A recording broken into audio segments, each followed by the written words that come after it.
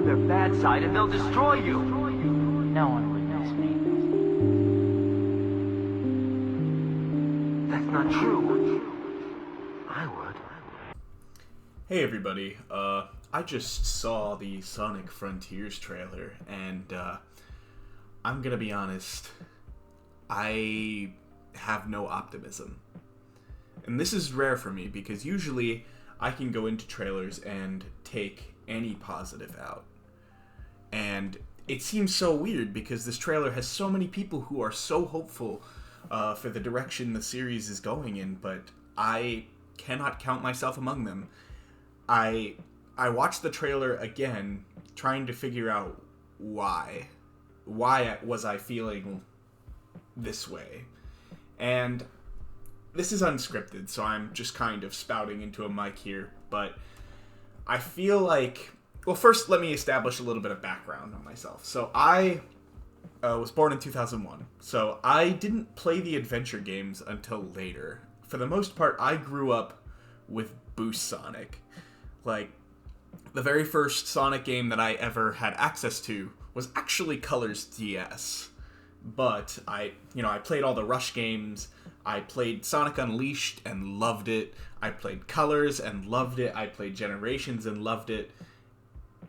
And I haven't liked the series. I didn't like this direction the series took after Generations, which is why I'm probably going to be showing Generations gameplay footage here. Lost World was kind of a mess, and every attempt to reinvent themselves didn't really capture what I wanted from the series. People say Generations is a nostalgia-driven game. I don't really feel the same way.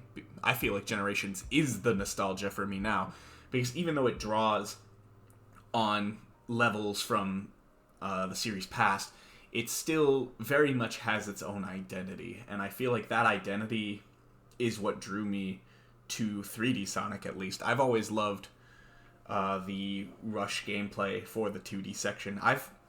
I've never really been... I could play the Genesis games, and I can play them pretty well. Mania was a good game, but the 2D series never really drew me the same way, because I like the Boost gameplay better. I feel like it's more rewarding and less punishing of mistakes, while at the same time still being very much a skill test. If you mess up, or if you hit a spike, or if you fall into a pit, you could just boost, and you can get back up to top speed pretty quick. And it's less momentum based, that's fair, but it also feels more real. It feels more like what Sonic would be in the real world. It seems kind of weird how he has to slowly walk and then slowly run to get back up to a position of speed. And I understand that speed in the original games was the reward system, but I feel like the game has kind of evolved beyond that, where instead of just going fast being the reward, going fast is something that you can already do. And the reward is a better rank or a better time right at the end, because with that speed comes the responsibility that you won't mess up. But if you do mess up, they don't take away that speed, and that's what I've always loved about the Boost gameplay in general. It's why I've always loved Rush, because I feel allowed to make mistakes and to improve, which is something that I haven't really felt with the 2D games. But that's not to say the 2D games are bad. That just means that they're not my style. So that was kind of a long tangent. So we're gonna get back on track and talk about Frontiers. So we're going to have to compare this game to Breath of the Wild, because ever since Breath of the Wild came out, this has been the method to reinvent themselves. And I feel like for a series to reinvent themselves, and I feel like Sega looked at Breath of the Wild and was like, wow, this isn't really like the old Legend of Zelda games, but everybody rallied around it and they loved it. And, that's cool and all, but I don't feel like that's a easily replaceable formula. I don't feel like you could just slap on a moderately sized open world and say, oh, hey, look, we're brand new and we have this beautiful open world that, from the trailer, looks like it runs at about 5 frames per second.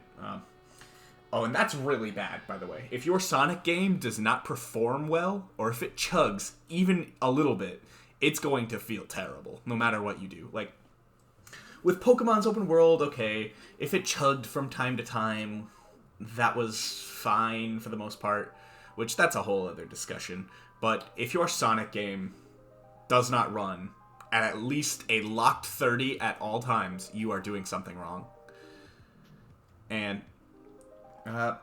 yeah, I don't really feel like an open world is a good idea, because I feel like the thing that drew me to Sonic, and I think a lot of people share my sentiment, despite the fact that I'm a Boost kid, which means I'm not a part of the two big sections of the Sonic fan base, either the classic series or the adventure series.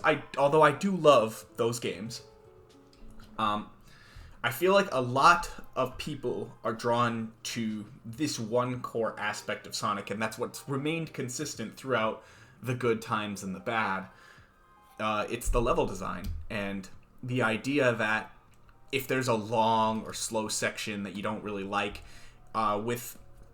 you go through it the first time, but with a little bit of stage knowledge or a tricky to execute jump or something like that, or like if you have enough speed at this specific spot, you can skip past it, whether by the game's design or by something that you did to slightly break it a little bit. And I've always thought that that was an excellent source of replayability, because frankly, Sonic, I'm still playing Generations from when I started playing it years and years ago. God, I don't even know how long it's been since Generations came out. But I still discover some new things about the game sometimes when I play it. Like, there's a shortcut in Speed Highway that I found, like, 2 days ago. And I just marvel at it all the time, because I'm like, wow, the game isn't very long. And that goes for most Sonic games. Like, if you know what you're doing, you could generally beat them in under 2 hours unless they're padded. But the length of the game never really mattered for Sonic, because the levels were always so jam-packed, and replayability is what kept you invested in the game and what pretty much gets you your money's worth. And it's what determines good Sonic games from bad, in my opinion, is how much replayability do the levels provide. So if there is one way through a level, that is bad design, because there's nothing to come back to, and these levels only last like 5 minutes, and they take, there's never a good way to program such long levels, because you go so fast. That takes a lot of time for a lot of developers, so there's never a lot of levels in a Sonic game.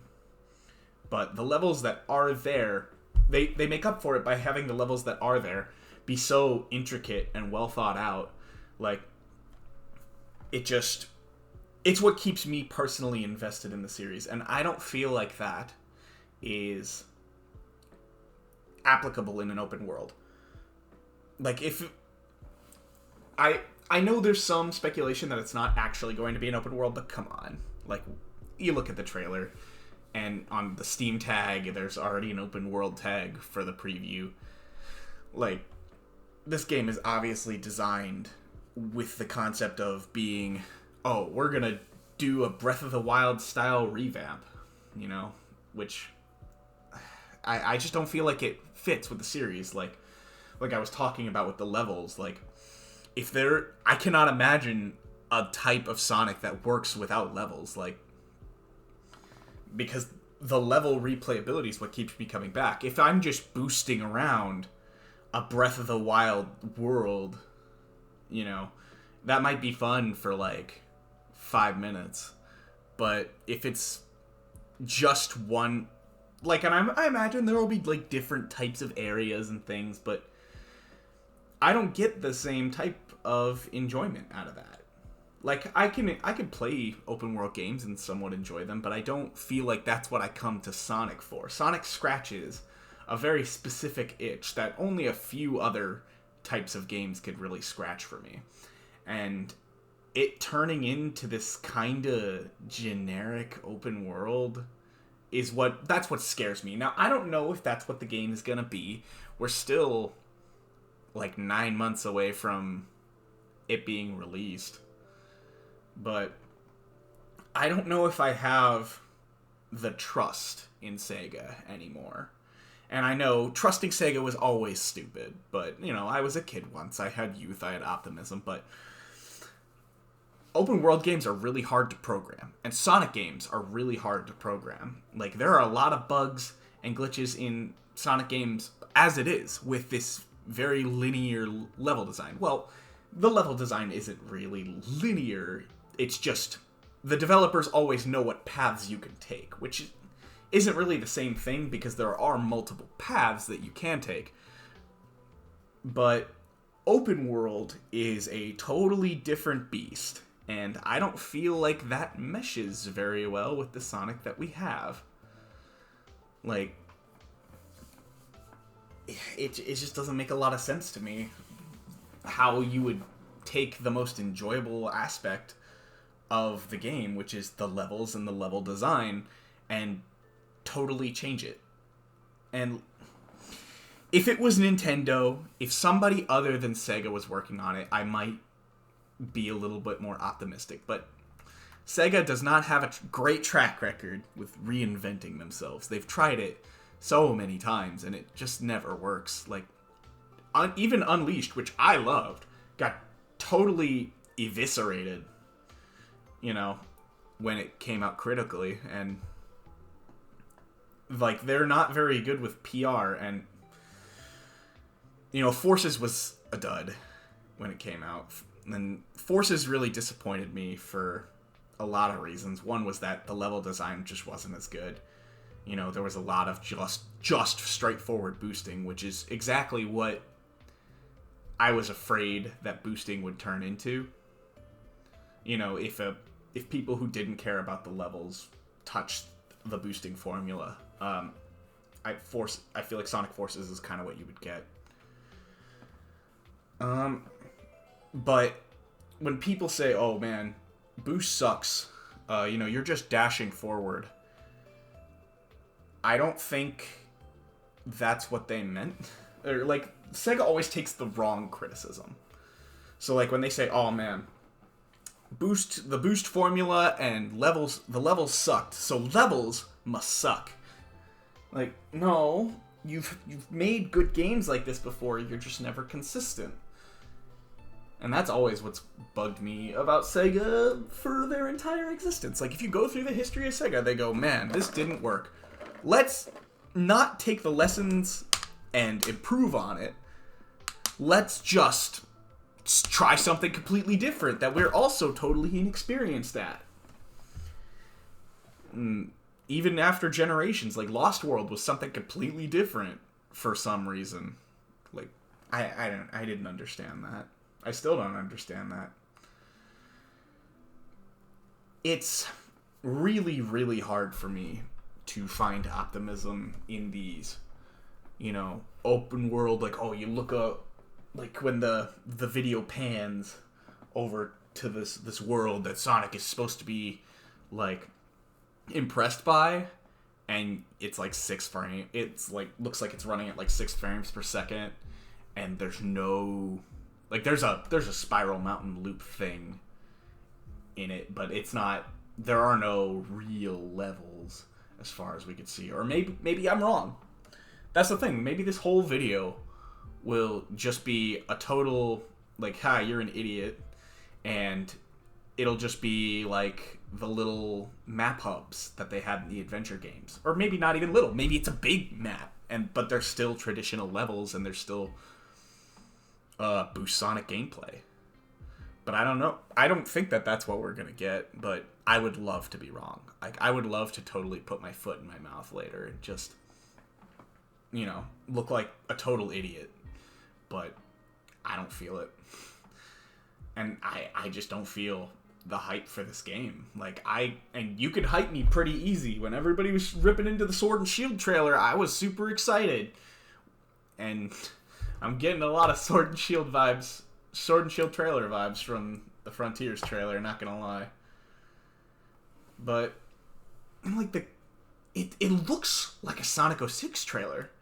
Now that I think about it, like, oh, the gorgeous cutscene where Sonic is running away from something and like everything looks so amazing, and then it cuts to gameplay and it looks like shit. That's the Sonic experience. They're very good at cutting together footage and making things look better than they are. I don't know. I don't know what else to say. Like, I'm nervous about the direction the series is going. I don't have a lot of optimism, and I'm worried that Generations might just be the last game in the series that I've ever liked. Like, it's so weird to think that Forces was kind of a direct sequel to Generations, and how it kind of slapped the face of everything that game represented for the future of Sonic. And Forces wasn't the first sequel. Like, there was Lost World, there was other things, but the first true sequel to that form of the boost gameplay to come out, and it was a dud. Like, it was a total dud. It didn't respect anything that the previous 3 boost formula games built. And I feel like it's sort of like how Sonic 06 kind of ruined the adventure formula. Like, it takes these things and it's like, yeah, this is an adventure-style Sonic game, and it totally disrespects what those games did and what they were trying to do. And I feel like it does sort of the same thing here. So now there's gonna be a new direction, but I don't trust Sonic anymore. Like, I get that people probably have the same vibes now.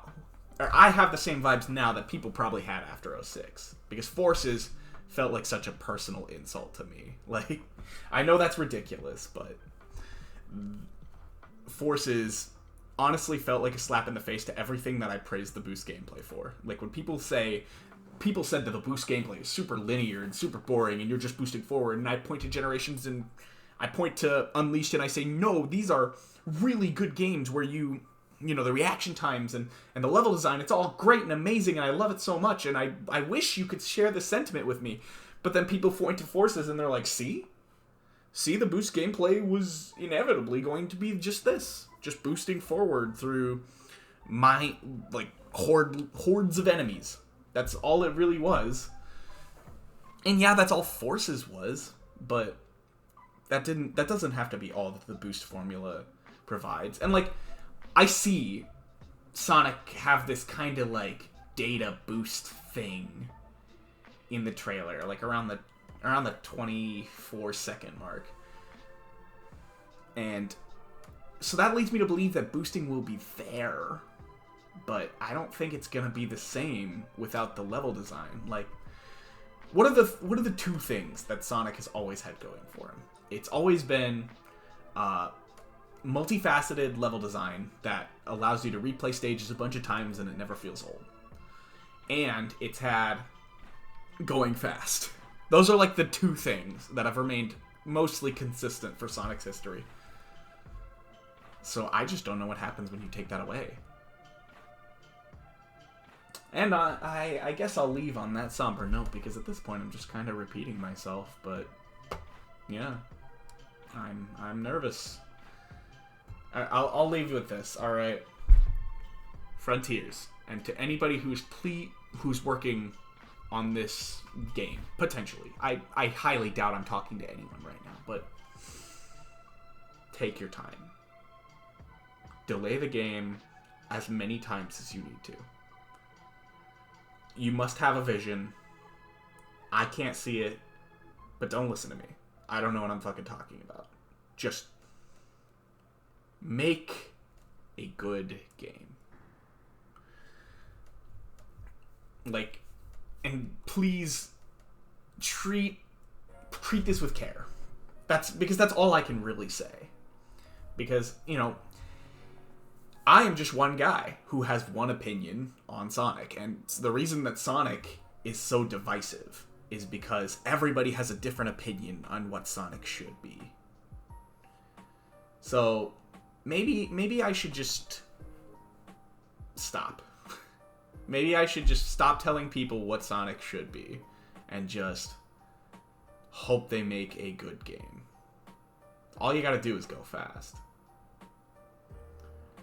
And I suppose I'm gonna buy it on release because of course I am. I suppose I will try to keep an open mind for it, but I don't know. I guess I just wanted to talk about how the excitement wasn't there. Like I just don't feel it. And I think that's the worst thing that you can have with this handbase. Blind hatred is one thing. Apathy is a whole different beast. Like when your fan base is angry, they might buy games to laugh at them. Like apathy is gonna be the death of the franchise if your whole fan base is like me. And I don't know. I'm just one fan with one opinion, so who knows? I guess I'll leave it at that. And catch y'all some other time, I guess.